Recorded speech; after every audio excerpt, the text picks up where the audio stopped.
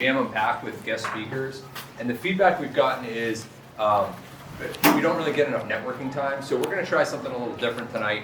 I'm actually going to, I haven't presented at one in a while, so I'm going to cover some content about multifamily to condo conversions. We're going to talk a little bit about what we have going on with our syndication company, and I want to keep it really interactive, especially with a little bit of a smaller group tonight. So if you guys have questions as I'm going through the team, or what we have going on, or the condo conversion content, or really anything real estate related, feel free to interrupt me, raise your hand, and we can just kind of keep it free flowing and dynamic. Before we get started, so I think everybody knows this by now, if you do have a beer card, before you leave, make sure to drop this in one of the little buckets, otherwise they charge your credit card 10 or 15 bucks. So just, some people have forgotten to do that, so just a reminder. Before we get into the content, I want to thank our sponsors. This is a new partnership that we've launched in the last couple of months. These are some companies that we personally do a lot of business with and use, and we're asked for referrals very, very often. And so we've partnered with some of the firms that we do the most amount of business with to help sponsor these events, keep them free to you guys, make sure we can supply food and the venue at no cost, and really keep it no cost to you. We do have one of our sponsors here tonight, which is Jeff Hyatt from MS Consultants. He's here in the back. Jeff was one of our guest speakers here a couple of months ago covering cost segregation studies, which is an incredibly valuable topic for real estate investors. So we're happy to have Jeff here again as one of our sponsors. We're also, I want to mention, so a few of us on the team are actually participating in an event called Swim with a Mission, and it's their paintball event in July, and we're actually fundraising for that.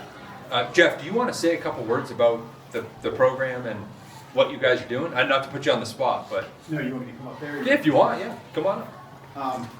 So I'm on the board of a group. We raise funds for veterans and their families, and it features oftentimes Navy SEALs. So we bring in about 40 Navy SEALs, and Candor Realty has sponsored a team. So there are 25 teams that will play paintball.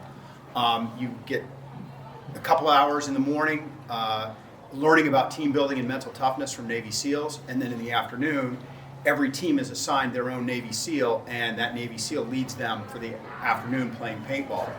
Matt got lit up a bunch of times last year. He's looking forward to it again this year, so we're looking forward to that. He's going to have a target on his back, I'm sure. Absolutely. Friendly fire there. If you get hit in the back, Mac, that means it wasn't. They're hiding back. Exactly. Sorry, Matt. Anyway, there's a big event that is open to the general public as well on Saturday, the 16th of July. It's at Fisher Cat Stadium in Manchester. It's a big celebration of heroes for veterans, and we've got a bunch of Navy SEAL dog demos, bringing in some Black Hawk helicopters that will bring down people on the field. We've got a concert that evening from 4 to 9 o'clock. Swam.org, Swim with a Mission, or swam.org is the group. So thank you very much. Yeah, thanks Jeff very much. So we're going to be, Matt looped me in. We're going to be participating in that paintball event that Jeff just mentioned. We are also going to be fundraising for this, so keep an eye on our social media pages if you're interested in contributing to a very, very great cause. We're going to be doing that. So you may want to take a picture of this again, just for the firms and the contact names. And if you need them afterwards, just email me or see me after, and I'll give you the names. Jeff did leave a flyer over here, so if you're interested in the website or more details, it's over here on the table as well. Okay, so some of you know me, some of you don't. This is a little bit about kind of who you're talking to and some of my experience. I'm an ex-IT professional who's now a full-time real estate investor, agent, and developer. I lead the Candor Realty Boston team, which is a team of 7 agents, investor-focused agents. We cover all of Boston proper and the suburbs around Boston. I'm the co-founder of Millennium Holding Group, along with Matt and 2 other partners on the Candor team, which is a syndication firm, so we focus on large apartment buildings, large portfolios, and bringing those opportunities to investors as passive opportunities for people that want real estate exposure, but maybe don't want to be a landlord or otherwise own and operate the real estate themselves. I have experience in flips, condo conversions, short-term rentals, and long-term buy and hold. And the current portfolio, including our work at Millennium Holding Group, is up to 273 units and several large commercial buildings that we own in Gardner that we're doing some residential conversions on. So we're really focused on growth right now. We're very bullish on real estate, even with everything that's going on kind of at a macro level. We think that income producing real estate is one of the best hedges against inflation and potentially a recession. This is a little bit about the brokerage and the team. Many of you have actually worked with some of the agents here on the screen. Unfortunately, they're usually here. Most of them could not make it tonight, but this is the team. And then a little bit about candor, right? So for those that have been to Lowell or Worcester or New Hampshire and heard John speak, we're very much focused on the financial independence movement that's been happening for the last several years. Ourselves, we're very focused. Many of us have left corporate and focused on real estate to achieve financial independence. And many of our clients are either on that journey themselves or looking to start that journey. And we have a real passion for helping people meet those goals.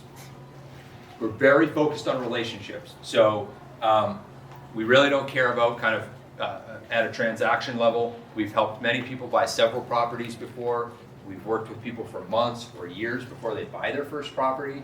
And we're always looking to expand our network through events like these and through growing our client base and investor partners. And then what's next, right? So the services, again, we're trying to be a 360-degree team for our clients. So we have Candor Realty, which is the brokerage. Again, we can help you buy and sell investment-type property. We have Simplified Management, which is a property management firm for those folks that want to buy property but don't want to manage it themselves.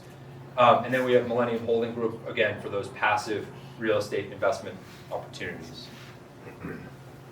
Any questions about any of this stuff? The different branches of the team, anything in my background, or any questions in general before we kind of get into it?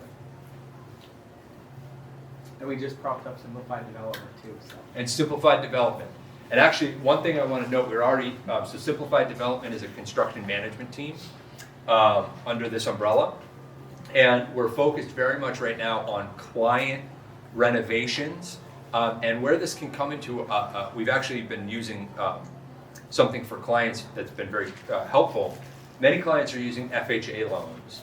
And in particular, when properties need renovations or otherwise won't pass FHA standards, we actually now have in-house construction management, a team that can help facilitate a 203K renovation loan without having to call a third party. So one of the biggest barriers for many of our clients were, hey, I want to use a 203K loan, which if you know, so that's a renovation loan for FHA, but I don't have relationships with contractors and I can't get anyone to pick up the phone.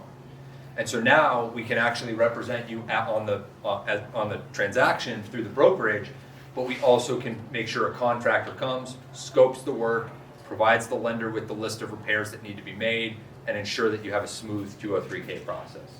So again, that's just part of our kind of 360-degree services and trying to make sure that we can offer different services to clients depending on what their needs are. So thank you for bringing that up. We starting anything new? Like title company? Or, No. I was going to say, John's probably starting something new soon, but... I have a question. Yeah, go Are ahead. you just referring to contractors, or are you essentially being a contractor and then subbing? So we actually have a GC on staff now. So we can pull permits, but for certain trades, we would manage it. So construction manager and then sub trades out. Gotcha. Do you want to add anything, Matt? No, that's it. Okay, but it was very important that we brought a GC on staff. Right. So we could actually own permitting and scoping in-house. Mm-hmm. And then where needed, we would pull in trades. Gotcha. Yeah. All right. Here's a little bit about Millennium Holding Group, what we've been up to. I think probably everybody has heard about Residences at Drum Hill, which is our first project. We have 253 units owned and operated, and we just exceeded $40 million assets under management. In Q1 alone, we looked at $85 million of real estate.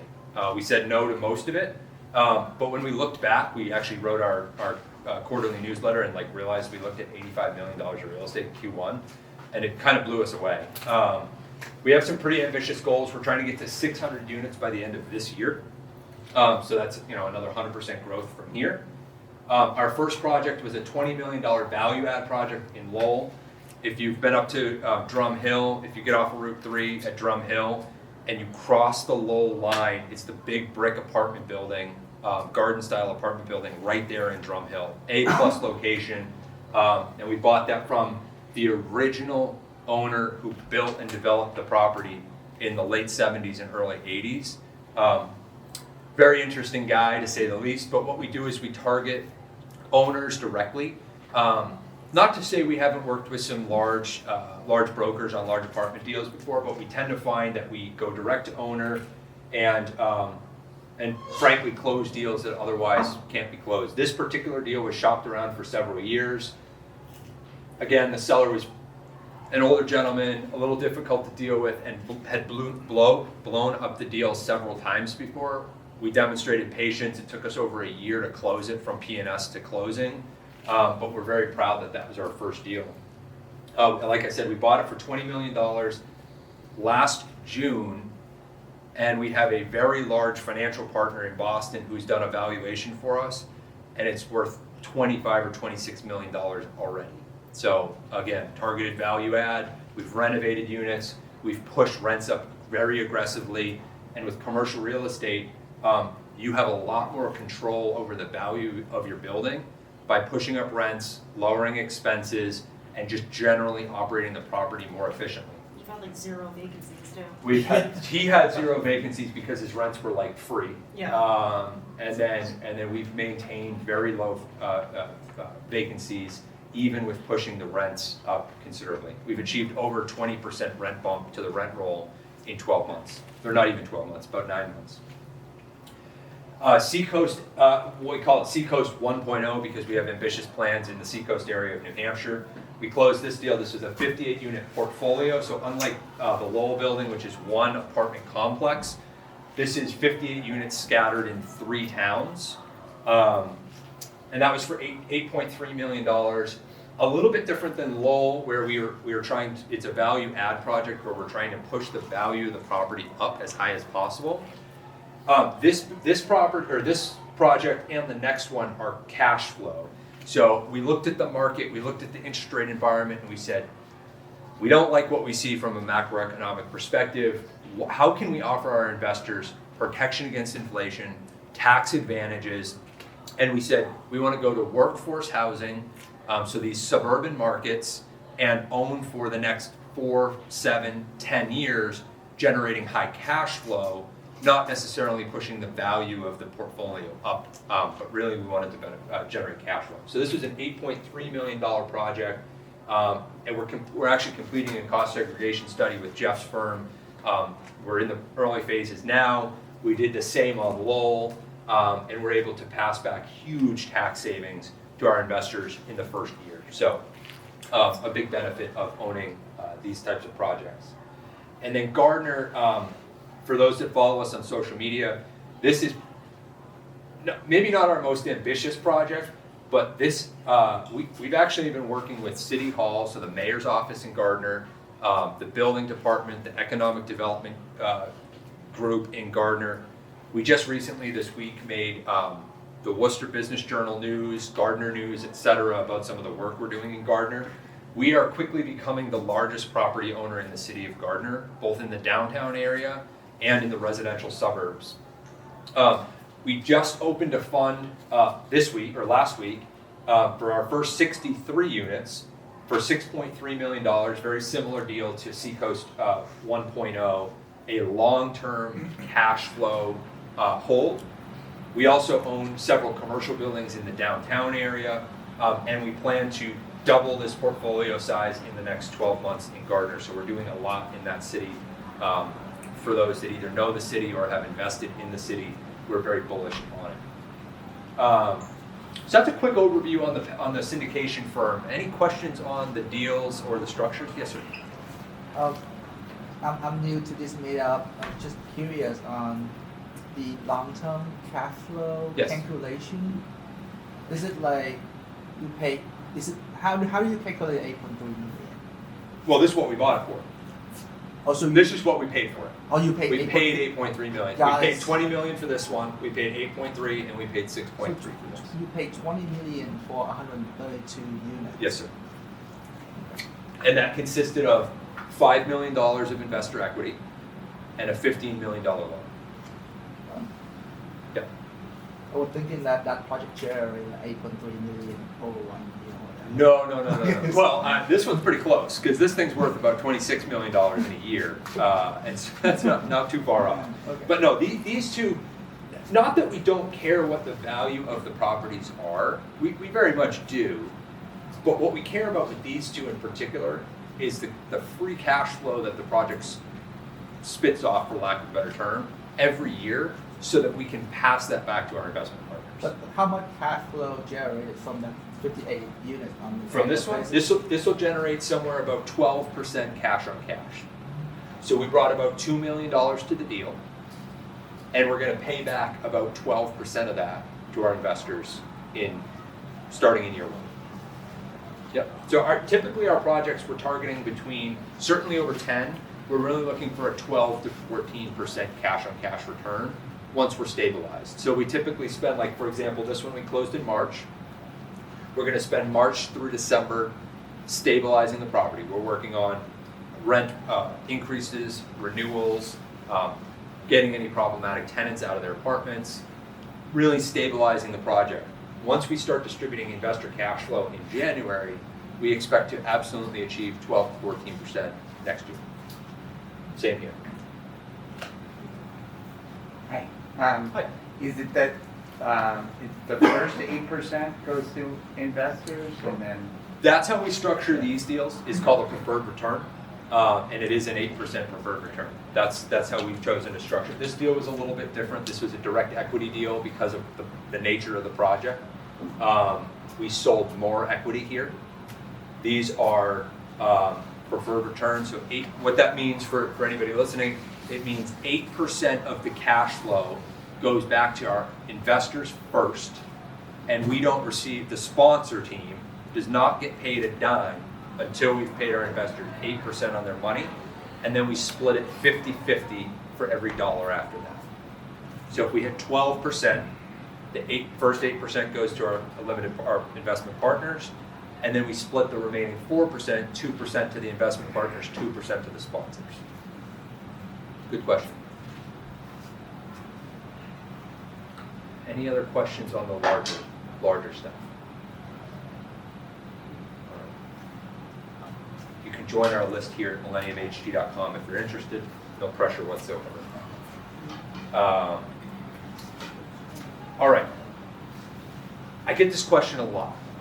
What is a condo conversion? How do I do a condo conversion? How do I find a condo conversion, etc.? I see a few faces in the group that have done condo conversions. So for those of you like Elizabeth, please keep me honest. I'm going to go through my own experience, but I would love if people have questions about this. Is one of the, from a development or flip perspective in Boston, this is one of the most common strategies that's deployed in and around the city, and it can be one of the most lucrative. It's becoming a little bit harder just because it's very competitive, but if you're looking in the right places, you can still absolutely find good conversion deals. So what's a condo conversion? Condo conversion is relatively simple in concept. Transform to your multifamily residence, which typically has single deed, one owner. It doesn't matter if it's 2 units, 3 units, 4 units, or 5 plus, but single deed, single owner, into individual unit deeds, which can be sold individually. So let's take a duplex, for example. You're buying a duplex from a single owner, and you're converting it into 2 individual condos that can be sold to 2 different buyers. Why would you do that? Because this term highest and best use is thrown around in the real estate space. For land developers, that might mean buying a single family lot of land and having it entitled to a higher density apartment building or a multifamily. in this space with small lots in Boston, with a lot of pre-existing multifamily buildings, highest and best use is typically to convert them to condos and sell them individually.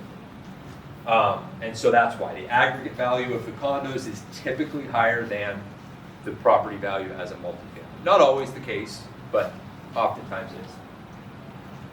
Many municipalities that are supportive of this really started 10 or 15 years ago. Many municipalities said, this is great for two reasons. One, we can expand and promote home ownership, so we can have more people owning property than if people were owning a lot of multifamily. You can have twice or three times as many homeowners in the community. And most important, that's philosophical. Number two, and probably the most important part, is it generates higher tax revenues. So as condos, buildings are going to be assessed at a higher rate, therefore tax revenue to the municipality is much higher.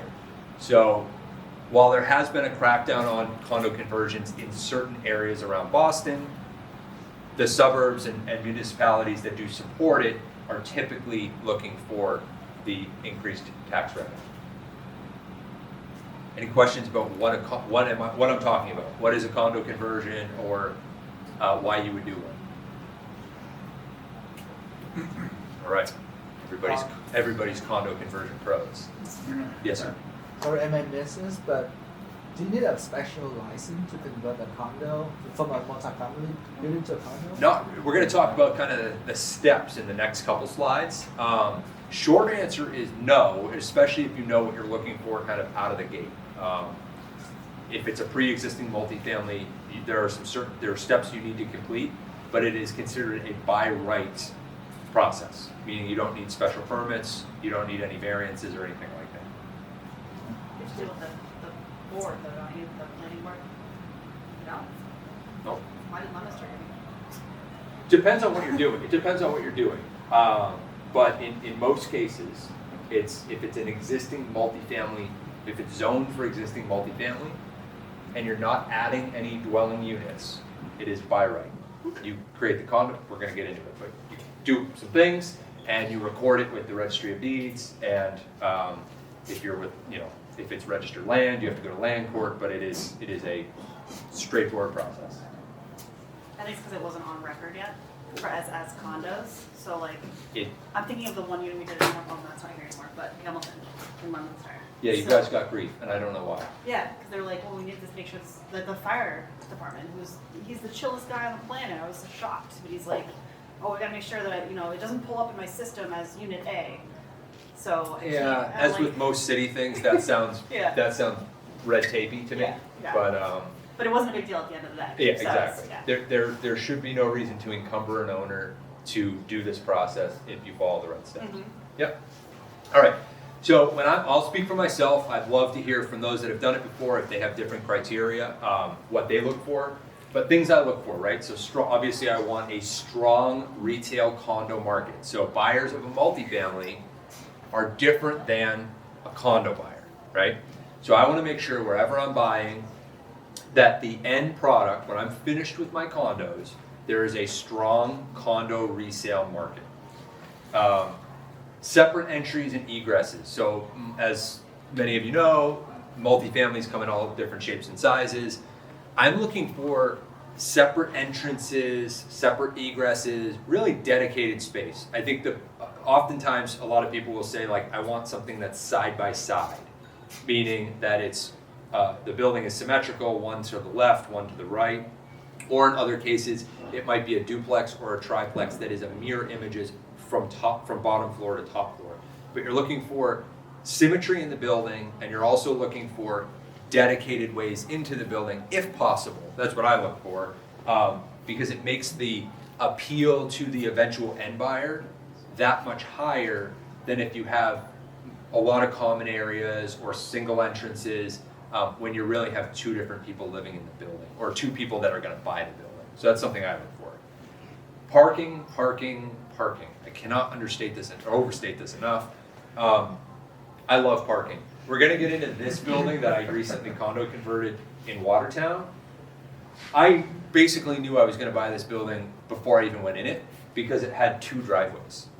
It's a duplex, and it had two curb cuts and 2 driveways, and good luck getting that in Watertown now, because you won't. So parking. Common space and outdoor space. So again, when I'm walking a property, I'm thinking, is there, because we'll get into kind of recording condo documents, but is there green space that could be dedicated to each unit?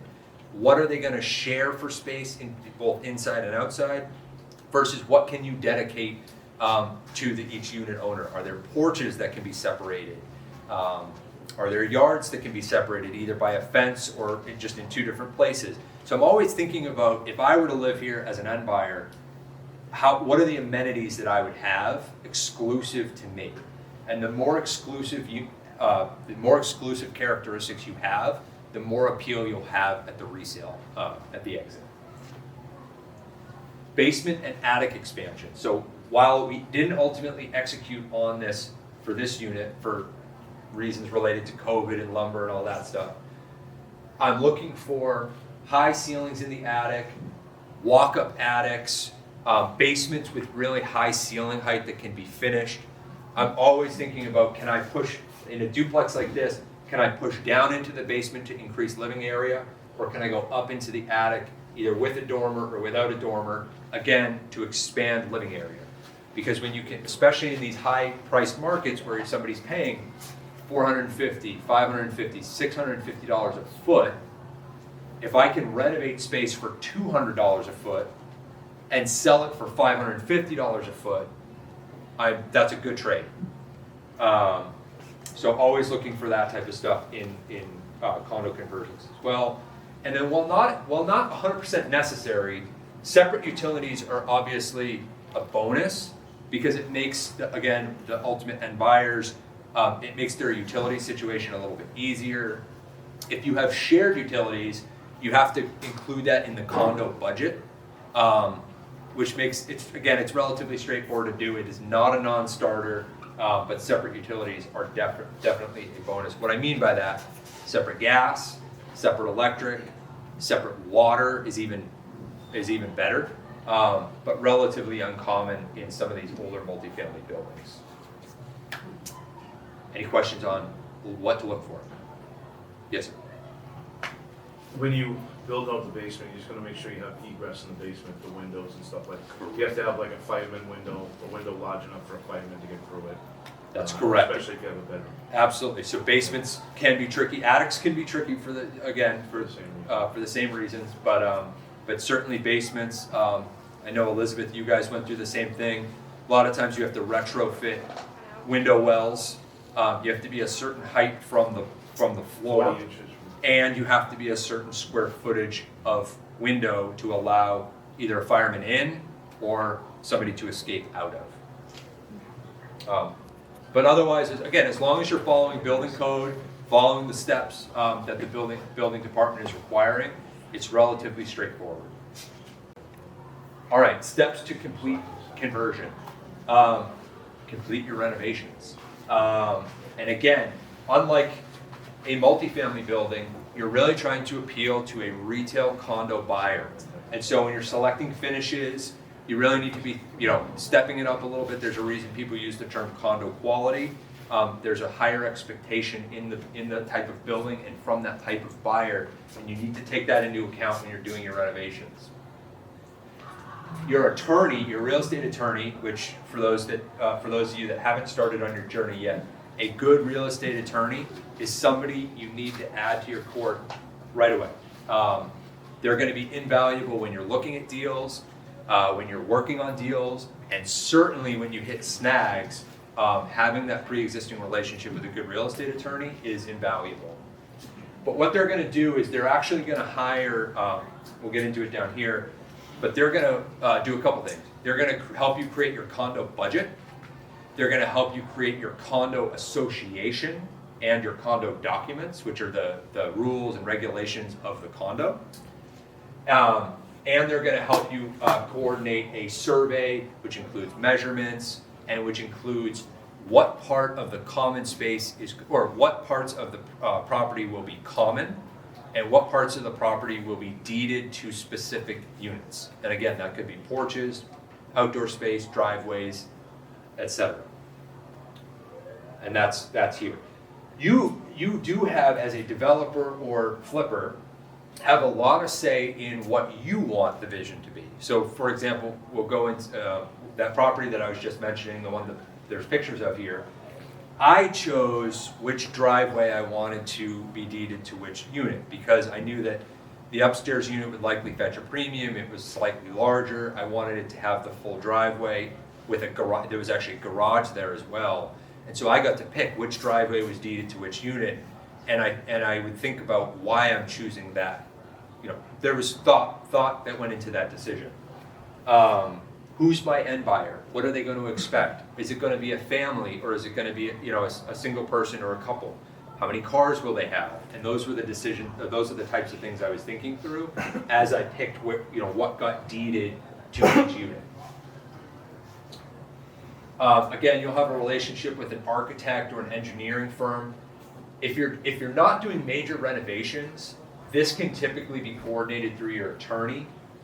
If you're doing a major renovation, I know Elizabeth did a major attic expansion, a major basement expansion, you'll actually hire an architect up front to help you. If you're doing a major floor plan change, if you're adding dormers, you'll do that work up front, and they can actually help do the drawings and plans up front. They can also, after the renovations are done, they'll come back and measure the final product, which is a requirement of the condo plans.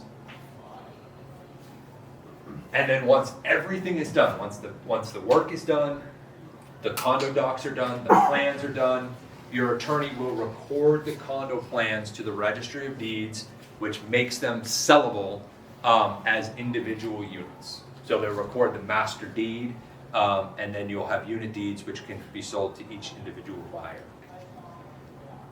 For those that are exploring these types of projects, I can't stress this enough. One, tell your lender what you're doing up front. Number two, or the reason you do that is because they need to allow for what's called a partial release in the loan. What that means is, if you're buying a duplex, 2 units, and you're going to sell them at different times, you need to be able to they need to release the mortgage on one of the units without paying off the whole loan. So if your loan doesn't allow for partial release, you have to pay off the whole loan, even if you just want to sell 1 unit.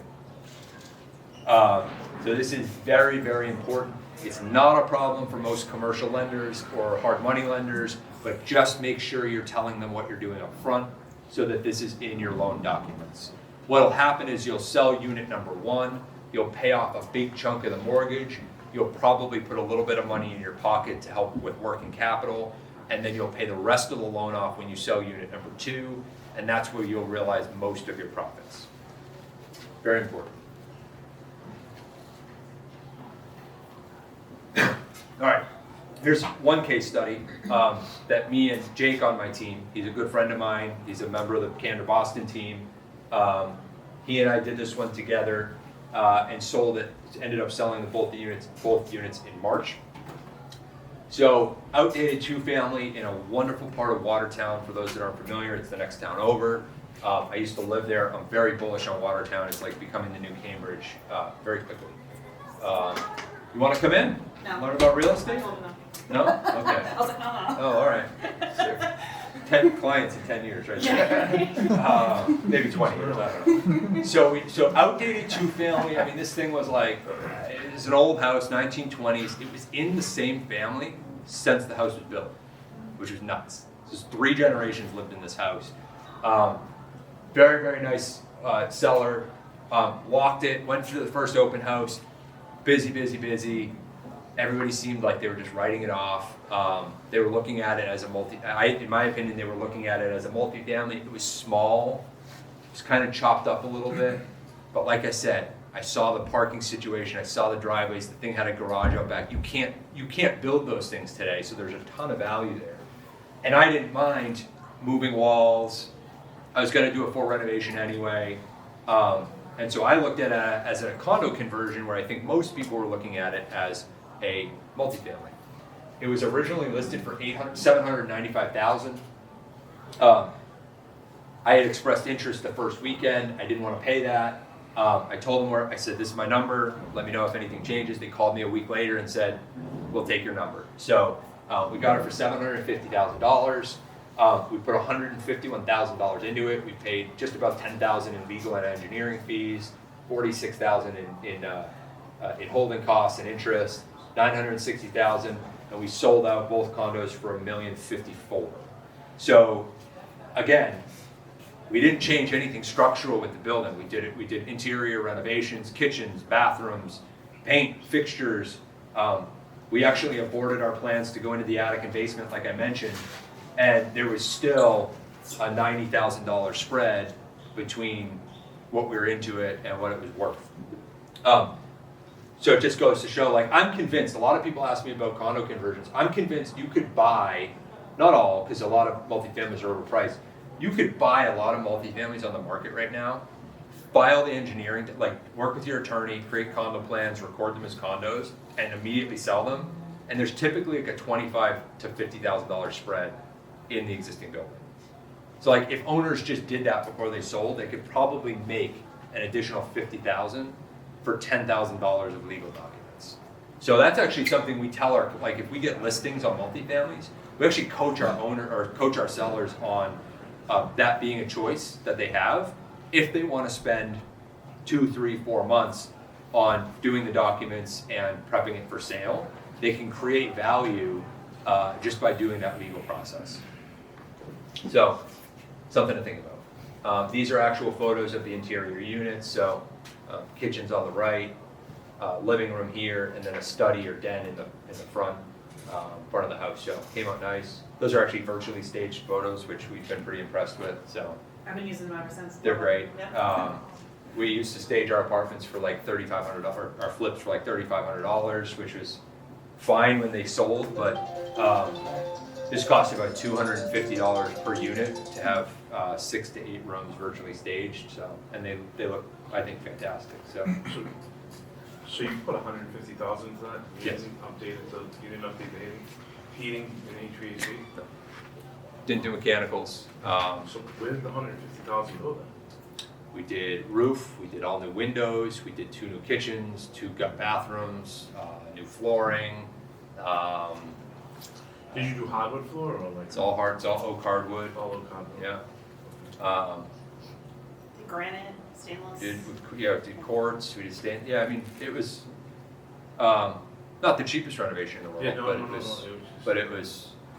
But again, like I'd rather have. I'd rather know it's going to get done. The schedule is very important to me, and not having to worry about the team that we had on it. We didn't have to worry about.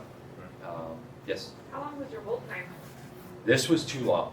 So this was too long. This was about a year. So it's 12 months. And the reason for that is, and just this is a project. This is actually like a bad project in my opinion. And I'll to Elizabeth's question. We bought it in January of 2021, and we had these grand plans.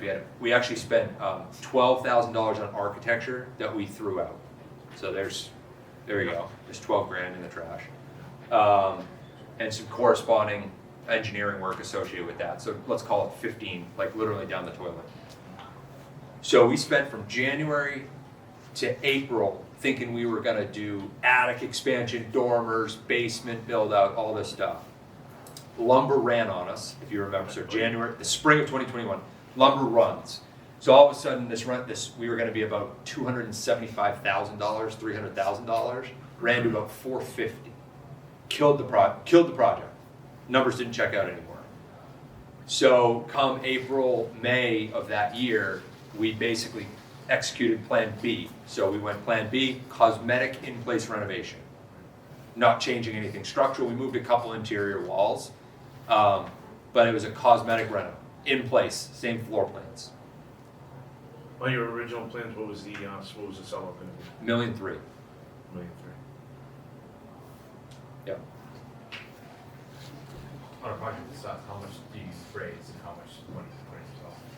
This was interesting story. So this was 2 partners. We were in for 115 apiece. I raised my portion, I was in at $0. So I raised it from 2 people, 10% interest, 2-year note. Cost me about $15,000 in interest, personally, on my side, which I was happy to give up for putting 0 money. And I was my own agent on the front side and on the back side. So I made money on the front side in commission, backside commission, and profit in the deal. And had 0 money into it. Good question. Thanks for asking. If you did all those renovations and then sold it as a 2-family, how much do you think you would have sold it? About $995. We were comping it that when we went to list it, it was comping about $1 million as a 2-family. Yeah. So again, I'm convinced, I've looked at a lot of these, and maybe I know Waltham and Watertown like really well. It's my home court. I don't drift too much into Boston because frankly, I don't, like if I can avoid dealing with the BPDA, like I will. I'm really convinced you take a duplex and 2 condos, everything being equal, it's about 50,000. Like it's 50,000 is the difference. I have a question on that partial release Yeah. of the mortgage. Do you get an appraisal on the remaining condo, or how do they know the loan to value? They appraise it up front. So these guys, this appraisal cost us about, we used a commercial bank. We actually used Pentucket in Haverhill. They did an appraisal as is, and they did an ARV, an exit appraisal, up front. Okay. So they said, okay, tell us what you're gonna do to it. We're gonna condo it, we're gonna do these renovations to it. So that resulted in 3 appraisals. What's it worth as a duplex on the buy? What's each condo worth on the exit? And then they base their payoff in the note based on the value of those condos.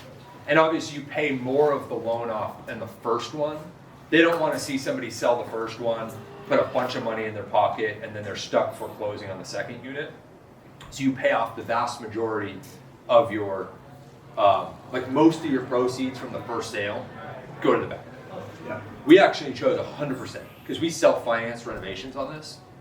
A lot of teams want a little bit of money back to replenish their working capital if they still have work to do. We didn't need that, so we actually said, we're already running hot on our holding costs. Every dollar from the first sale should go to the bank. Like pay that note off as much as possible. That dramatically lowered our holding costs for the extra month while we sold the second one. And then we sold the second one and made our money on the sale of the second one. Why was it held up? Which part? The land court part. Oh my God, it's held up everywhere. It was held up, so this lot was registered land. Registered land, if you're doing a condo conversion on a registered land parcel, it needs to go to land court, the Massachusetts land court, so they can approve your condo documents, your condo plans, and basically approve what you're doing. They can't tell you no, but they can make you revise your plans and your documents in accordance with their regulations. They are not fast. What is registered land? Not recorded. Yeah. And that's because it was in the family for generations. You see it a lot. So when I go to pull deeds for properties, it's usually if it's an older property or it's never been sold or anything like that, it's the old system, which is like the registered land section. Yeah, and I wish I knew more about it. Yeah. Sorry. Yeah. Oh, yeah. You probably know. You're So right, James, hello, James Officer, so closing James is attorney. a closing attorney. Yep. So what registered land is basically what they do is before they alienate the property, before they sell the property, they take it through an entire land court case to make sure that there's nobody out there who has any claim on the property. So it's basically just a way of shoring up, making sure that the person who signed the property owns that property and there's nobody else who owns any part of that property. And the issue with that is you kind of have to go through a lesser version of that anytime you want to sell the property. So they're a lot stricter about the regulations, they're a lot stricter about even things as simple as the deed. There are things that you can record in recorded land, you can't in registered land, things like that. But yeah, it's a lot of older properties, like you said, they've been in family for generations. They're in registered land. Sometimes a lot of developers will get a registered land, and the reason they do that is just to make sure that everything's in place before they start doing their development. And I can attest, registered land is a tremendous pain in my ass. So the man speaks the truth. Yeah, like when people found out, like I got a schooling on registered land in this one, and with the faces on the two attorneys that were involved were like, "Fuck, registered land! Like you gotta be kidding me! Like I'll see you in 6 Shouldn't I have months." seen that though in the title search? The attorneys knew right away. Oh, okay. Oh, Like, for, like they didn't oh, see for it till sure. the end. I was like, No, okay. I got a schooling because, Oh, like, okay. first of all, I should have known that. Like, I will definitely know that on the way in next time. Yeah. And then number two is I would have been pushing for, this step to happen way faster. Because we were like, we're ready to sell these bad boys. Let's do this. And Doug was like, Doug's our closing attorney. He's like, all right, cool. I have to record these, and it's going to take anywhere between 4 and 12 weeks. I was like, what does that mean? We got buyers. So, anyways, weird story. We could probably do something just on that. But this, I would know that going into it. I would make damn sure that as soon as the work is done, that we're getting the condo documents recorded to, like, so that we start that waiting period. And just know that going into it. Go back to the energy. Huh? Yeah, the Where are we energy going? study. Right there. Yeah, here. This, engineering? Oh, but isn't there an energy study too, just to see how, like, when you're doing more than 50% of the building's renovations, it needs to... We didn't, because we didn't gut most of the house. Okay. You probably did Yeah, because you okay. gutted. Yeah. We were gutting. Yeah. We were good, yes, but yeah, if you open more than 50% of the interior walls, it's game on. You're updating everything. We made the walls we opened were quickly closed. Let me put it that way. So, yeah, we peaked in walls and then we immediately closed them back up and never opened 50% of them. That's for sure. So, yes. Let's say when you're designing the new layout for your condo, Yeah. if you make a lot of changes interiorly and then you file with the planning, does that slow you up or is there much issues with it? And then also, let's say you mentioned the water sub-metering, splitting the meters. Do you Sub-metering. always have to, or is it worth your while doing it? So that goes back to the question that we just mentioned, which is if you're doing, you cannot be encumbered if your renovations do not include opening a certain amount of the interior space, and you're like, basically our permits were, we're putting a new kitchen up, surface mount stuff, cabinets, appliances, flooring, we're not opening the walls, and because of that, we can't be encumbered with bringing certain things up to code. Right. If we opened all the walls, it's game on now. Electrical code, plumbing code, insulation and energy code, all sorts of things come into play. If you're going into it knowing you're going to gut reno it, and you're going to be updating all those things anyway, it's not that big of a deal. There's steps that you need to follow. But if that's not your plan, you need to be really careful about how much scope you add to the permitting process. So if you, let's say, revise a layout, building inspectors kind of already like, I gotta suss these guys out, or? It depends. Like if you're changing a layout and yeah, you're moving, certainly if you're moving structural walls, to a lesser extent if you're moving like interior superficial walls, it's really just it's conversing with the building department and seeing what they're gonna require. In most cases, if you're not stripping the thing down to the studs, you should be okay. In my experience, you should be okay. And I think for people getting started, like if somebody wants to do a condo conversion, I think there's something to be said about buying a multifamily, doing a lipstick renovation, not a lipstick renovation, but a cosmetic renovation, and keeping it simple. Like you get into opening walls and stuff, like it is, you never know where that's gonna go. Versus I'm buying a product, a multifamily product, I wanna go through the process that's described here. I wanna do some renovations cosmetically. But there's value there anyway, right? The value isn't necessarily in the work you're doing to it. The value is in the conversion to condominiums instead of multifamily, right? So keep that in mind, is how do I preserve What do I think that premium is? Am I buying it right? That's very important, and with everything in real estate. Am I buying it right? What's the spread between the current values of multifamily and condos? And how do I protect that spread as I work through the project? So, yeah, Mark. The holding cost of like 46,000, is that your hard money, like the loan you? This is a bank, so this is pretty much. So this includes, or that includes, it was about $36,000 of bank interest. It was property taxes, utilities, lawn maintenance, everything associated with oil, to put oil in the tanks, like everything involved in keeping the house going while we held it.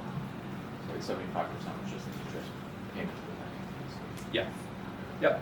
Which actually, I mean, we got a 5% IO note. Like, we were pretty pleased with that compared to like 10% hard money. You kind of got a gun to your head. But. So like, I would say a year, $100,000 loan, right? If it was a year, it would have been $10,000. Is that on that 46? The 115 I raised, yeah, would have cost me $11,500 for a year. Was that in one of those buckets or just? No, that came out of, because it wasn't for the project, it was my split. So I paid, basically my commission on the backside, a part of the commission on the backside covered my interest, and then I just took my profit split. Yeah. Assuming you didn't have investors in the property, what would be your metric that you would use in comparison to condo conversion versus buy and hold? Like, at what point are you deciding that, and like flip-flopping, like how do you analyze that?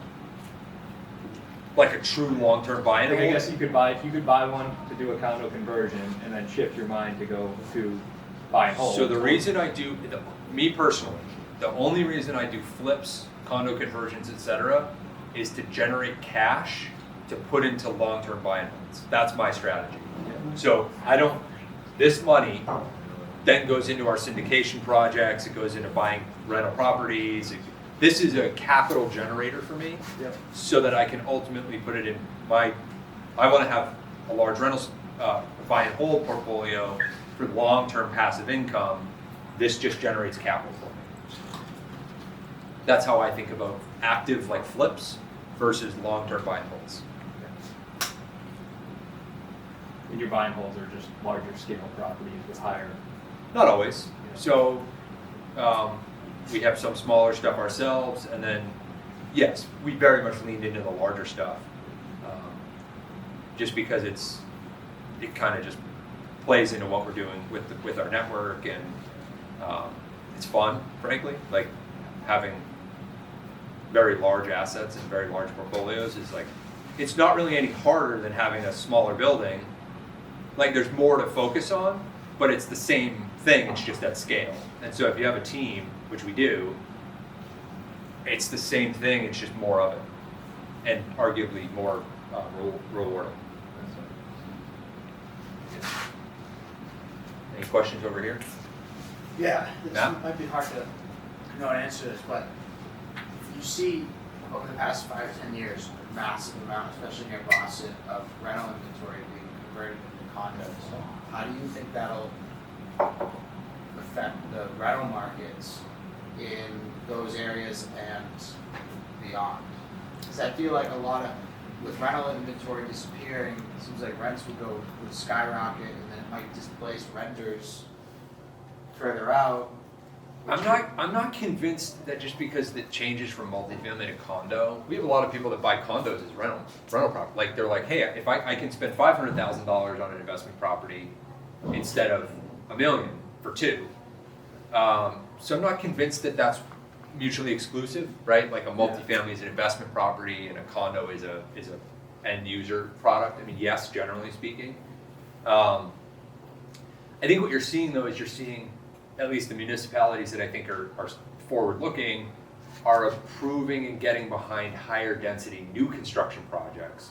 So for every small multifamily that's converted to condos, you're seeing like a 50-unit apartment complex come up. So I don't have the numbers offhand, but I think if you were looking at the overall supply dynamics of the rental market, you have more people renting than ever, right? I think our younger generation really kind of wants to rent, at least from what I'm seeing. And I think while I think we're slow in Boston, I think the new construction, high density, urban transit kind of projects are really getting some steam. And I think you're gonna see a lot of rental product come to the market over the next 10 years. So, does that kind of answer your question? Yeah. Okay. Yeah. All right, any other questions? We're running a little long, I didn't mean to. Any other questions on condo conversions? All right. I did want to bring up, so we do have an off-market opportunity. This is just one example of, on the team, we actually manage a list of off-market deals that we bring to clients that are looking. This is a 2-bedroom condo in South Boston. It was a church conversion, St. Augustine's church conversion on Dorchester Street. It was converted about 6 years ago. 2-bed, 2-bath. It's got a deeded parking spot in a garage underneath. Would be a pretty sweet Airbnb.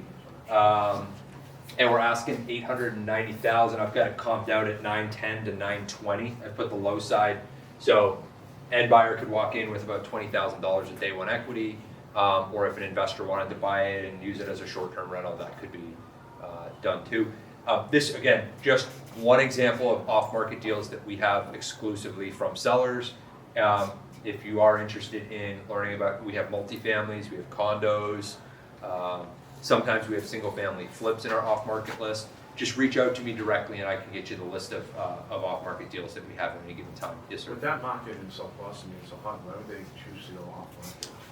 I don't want to disclose too much, but the owners were very adamant. They don't need to, they don't want to, they want it easy. I agree with you. And that was a conversation we had was, why is this thing not on MLS? But yes, everybody's in a different situation. So, all right, so that's available. And then like I said, reach out directly if you're interested in learning more. That wraps us up. So this is my contact information. It's my direct cell phone, the millenniumhg.com address if you're interested in joining.